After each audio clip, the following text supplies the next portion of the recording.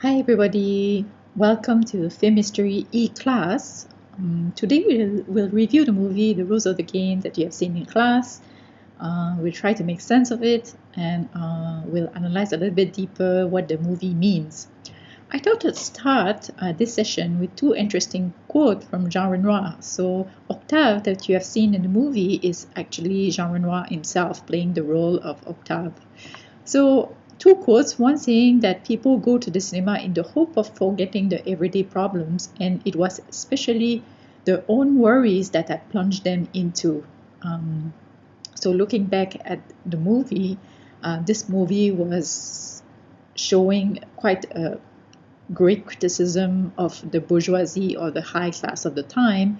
So, really, it created a scandal when it came out. So really, it was a movie that was criticizing the everyday problem or the everyday attitudes toward love or towards affairs or friendship. And the second one is precisely what he was trying to do. So really to describe the bourgeoisie or the high class of France at the time.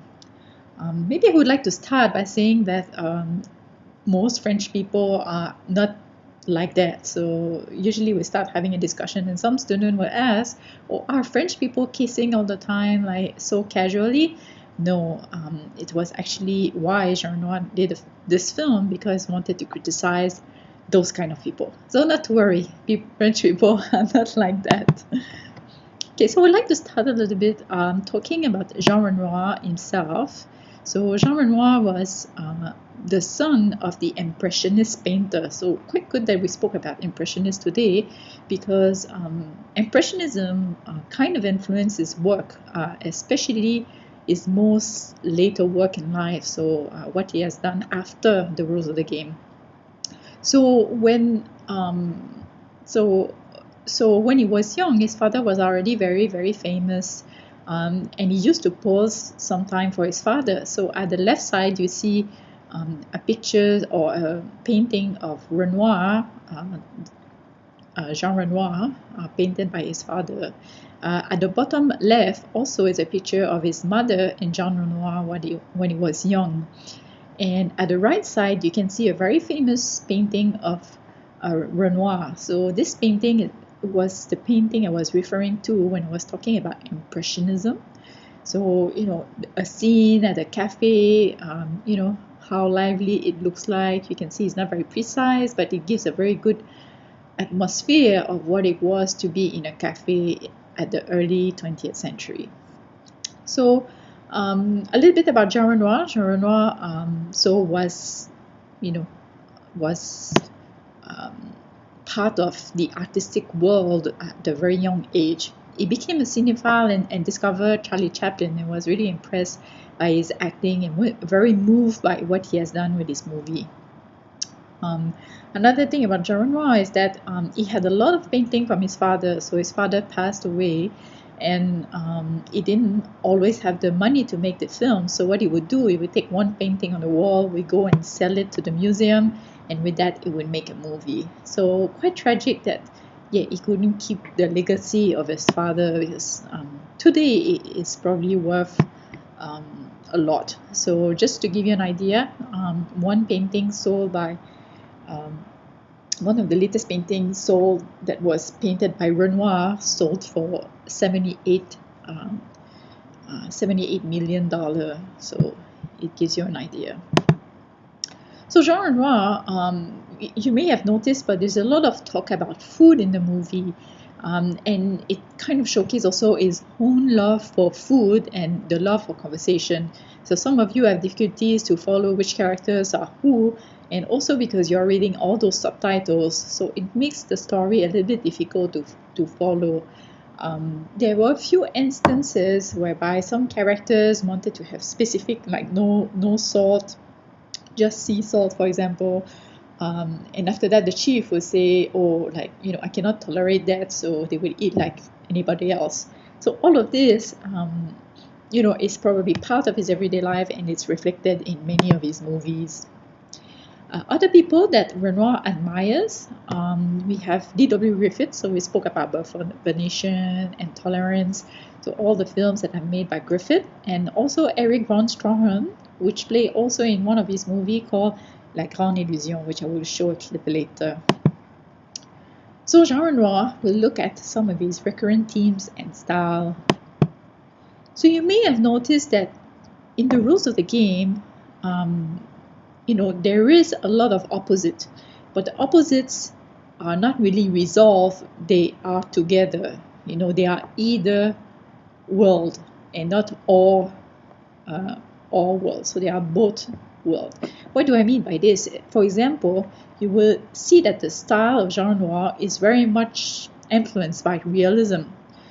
However, you cannot help noticing that also it's very theatrical in the way the actors do the blocking, in the way that there is defocused cinematography, in the way they move within that space. So we have this very realistic look, and it's combined with the blocking of the actors, which is very theatrical.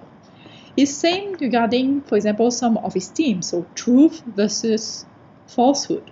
So we have some characters in the films that wants to be honest, and for example, Andre is one of them. However, there are a lot of characters that are actually false, that pretend to be friends, but they are actually not. And what is quite interesting in this film is that it's not one or the other, but it's both worlds at the same time. Same for love and friendship. So what is really, the line between love and friendship? There is a very interesting scenes of dialogue between Lisette and Christine. And Christine asks, are you not friend with, some male, don't you have male friend? And she would reply, oh no, friendship is impossible with a man. So you see that Christine has a lot of different friendship with male character, but at the same time, she kind of flirt with them. So there is a mixture of both in this film.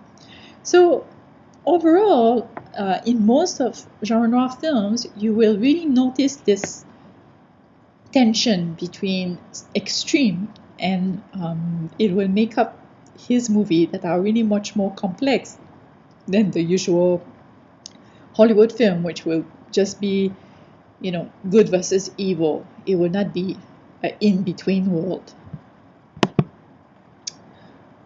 The opening is a good example of this world of tension. So you have Andre, who just, flew over the Atlantic and created that record, and is so disappointed because, he did this grandiose thing.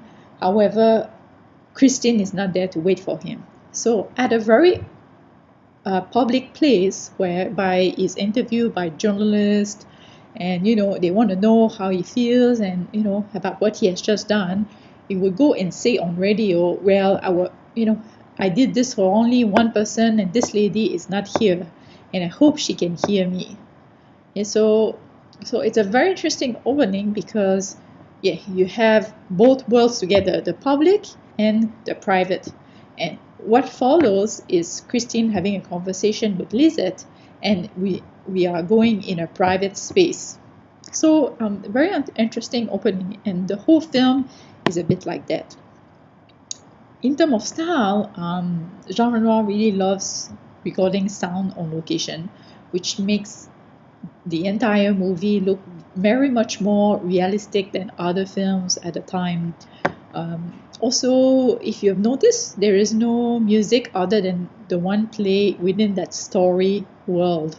So, for example, when Robert has all these musical instruments, or when they do like performance on stage, all the music or all the sound come from that story world. There's nothing extra to add some dimension or add some drama. There's a lot of overlapping dialogues. That's why not everything is subtitled, unfortunately for you guys. And there's a lot of irony in those dialogues. So a little bit difficult to catch when you're reading it as a second language. But yeah, it's just something that I would like to share with you. A lot of long takes. I'm sure you have seen many of this, and is very famous for his long take and staging in-depth or deep-focused cinematography. So we will have a look a little bit later at some of those very important scenes, which will after that lead to Citizen Kane that we'll see next week. And also another characteristic of his style is that he likes to shoot through windows. So we are going to have a look at some of the clips. The first one is called La Chienne, meaning the bitch. And this is one of his first sound film that he has made. And what is interesting about this clip is that he likes to shoot through doors and windows. And you have also this very voyeur perspective when you see that shot. So let's have a look. Jeannie Marez in Jean's first major sound film, La Chienne. La Chienne was a drama about an innocent bank clerk, played by Michel Simon, who begins an affair with a prostitute. He fails to realize she and her pimp are exploiting him until finally he blunders in on them together in bed.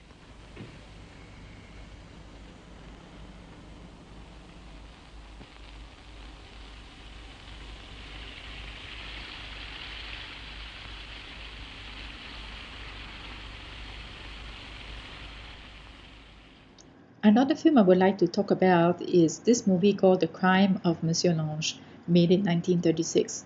So basically this movie is about Batala, a womanizer and owner of a small publishing firm, who exploits his worker and tries to dupe its creditor, up to the point that he has to flee the city because he cannot pay his creditor. So the train that he embarks on actually has an accident, and all the workers of that publishing firms think that Batala is dead.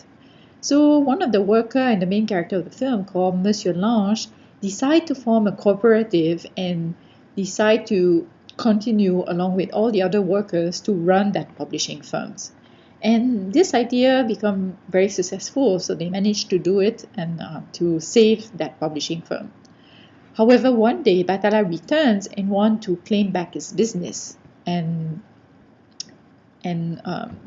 Monsieur Lange, who is against it, shoot and kill Batala. So the scene that you're going to see is that shooting scene, and what you will see after that, you will see a 360-degree pan that kind of showcase all the neighborhood and implies that all the workers that are staying around that publishing firm are also responsible for the murder that has just been committed. So I think it's a very clever use of camera movement to suggest some ideas about the story. So let's have a look. Qu'est-ce que tu as? T'as peur? Mais t'es nerveuse, mon petit chou, ça va? Qu'est-ce que tu as? C'est l'amour? C'est le soleil du Mexique? Vous me faites marrer. Qu'est-ce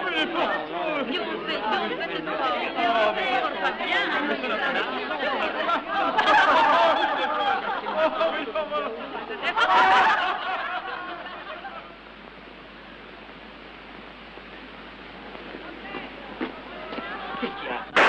Ah, mais t'es solide, moi, mon gars!